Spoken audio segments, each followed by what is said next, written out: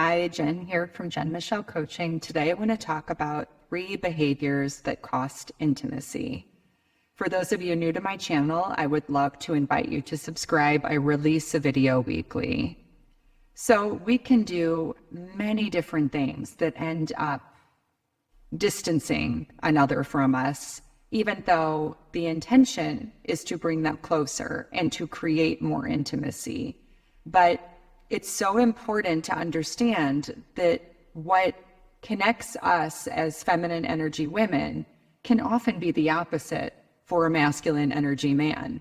Again, this is not gender specific. I'm speaking more to the masculine and feminine dynamics in this. And so I want to talk about 3 things that will really cost you intimacy, so you can be aware of what's coming up for you and get underneath it to communicate in a way that can actually create more intimacy, as opposed to just activating his healing, right? Or his wounding, where he feels like he's not good enough. He's not doing it right. He feels reprimanded, like, he's dealing with his mother as a teenage boy.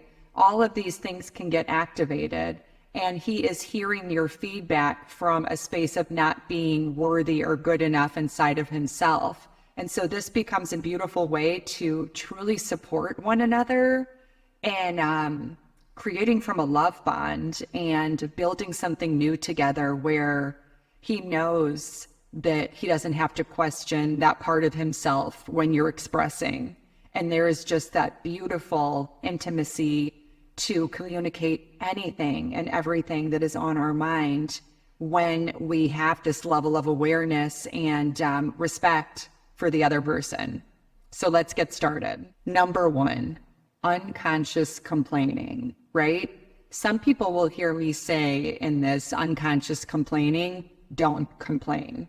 And I don't mean that you can never have a concern or a complaint to bring up. Such is life, right? Things are going to come up. But it's more about the space in which we're communicating our concerns from. Are we just kind of ranting or venting? Do we actually want a solution? Do we have an ask within the complaint, right? So let's get clear on why we're expressing and what we need from the expressing. This is the most critical piece. Sometimes I'll actually even say in my own life to my husband, I'm not actually looking for a solution, but I do want to vent for a minute. Is that okay? And then he can then mentally get to the space and say, okay, yeah, sure. Because he knows that I'm not looking for a solution. So if he starts throwing in solutions without knowing this, and I'm just kind of shutting him down because what I'm looking for is just to express, this is a beautiful way of avoiding conflict, because he knows that he's just in that listening space. And so even just these little tweaks can make a massive difference in how we present and how we just show up in relationship energetically, as well as just with that conscious awareness around, respecting their space and what they're needing in a given moment too. Number 2, another huge sort of cost to intimacy is not owning our mistakes, meaning that we get defensive instead of really hearing and taking in the feedback from our partner. Now, there's going to be nuance to this, right? Because if they're being really inappropriate or really black and white and not taking their own accountability, this is going to be triggering. But I'm talking more along the lines of, if they bring a concern to you and it's, maybe not perfect, but overall spoken to you in a reasonable way and something that is on their mind, can we listen without immediately reacting and trying to get it off of us? Can we hear their feedback without getting defensive and just taking it in and not denying their experience? So this really is a practice of pausing. And if you don't have a lot of practice with this, you can kind of just begin to notice that when something's brought to your attention that doesn't feel good, you may just want to quickly react to it and get it off your plate and validate what they're saying. And instead, I invite you to pause and just really, really sink into curiosity, and sometimes it's just like listening or pausing. And then if it feels unfair, being able to say, I appreciate you sharing what's on your mind. This feels bad to hear, or this feels unfair.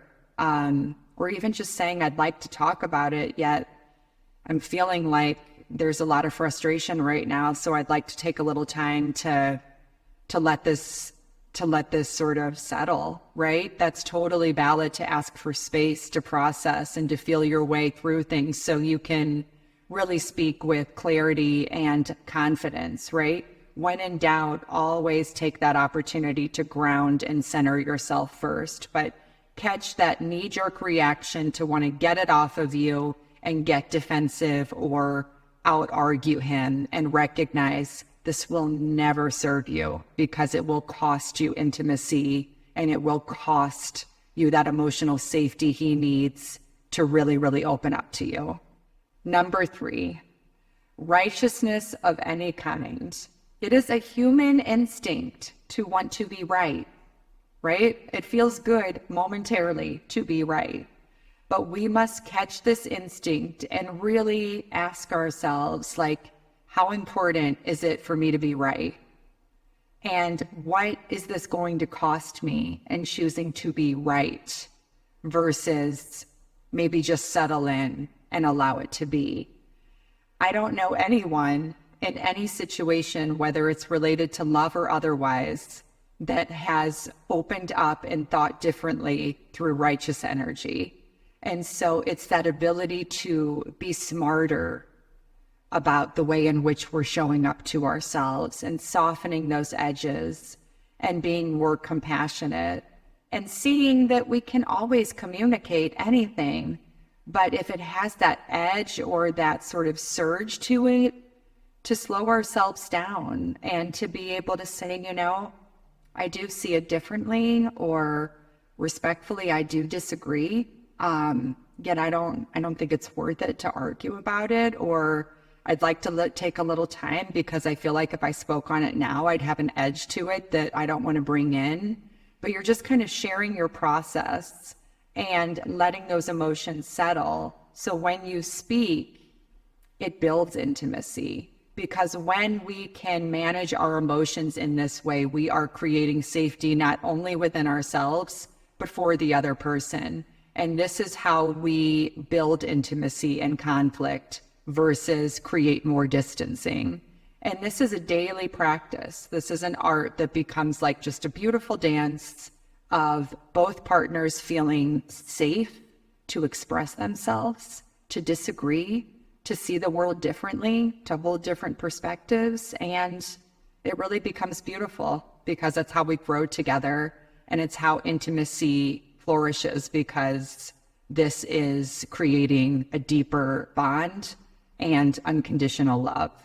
So I would love to hear how this may support you, or just how these practices may have gone so far in your life if you've done it before. Please check out my website, jenmichellecoaching.com. And if you want unique sort of one-to-one advice on your situation, please book an introductory call with me. It's a chance to take a deep dive into your situation so you feel confident and clear on how to move forward with whatever it is you're facing. I'll see you all next week, and talk soon.